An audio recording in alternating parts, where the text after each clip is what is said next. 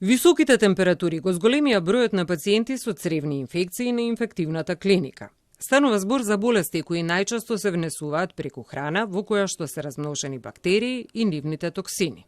Симптомите се манифестираат преку гадење, повраќање, покачана телесна температура и како компликација на сето тоа дехидратација. Со оваа симптоматологија на дневно ниво за амбулантски преглед има над 30 пациенти. Сите возрастни групи може да ги нападне оваа болест, тука нема граница на која возраст би се појавило.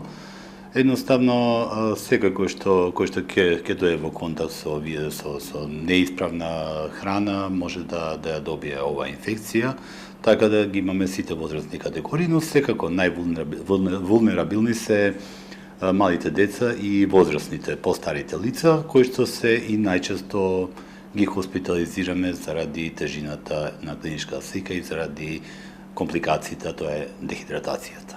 Граѓаните треба да бидат внимателни во изборот на храна која секогаш треба да биде свежо подготвена и веднаш да се конзумира. Да не се остава да стои на собна температура, што е олеснителна можност за размножување на бактериите. Секогаш темелно да се мие зеленчукот и овошјето и да се внимава каква вода се пие. Кога се патува во странство или надвор од градов, значи да се внимава и тоа каква вода се консумира, значи да биде само тоа од извори кои што се проверени, или ако веќе не може тоа да сме сигурни да се користи само флаширана вода за пиење. И кога би се појавиле првите симптоми, да кажеме, се далеко од инфективната клиника од амбулантата, што би требало да направат во првиот момент?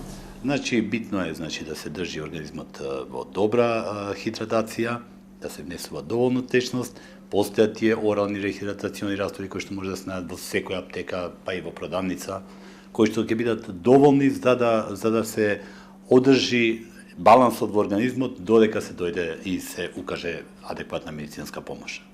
Виденич со совет до граѓаните да не ги потценуваат првите симптоми и секогаш да ја имаат на ум превенцијата во однос на тоа што е безбедна храна и високо ниво на хигиена.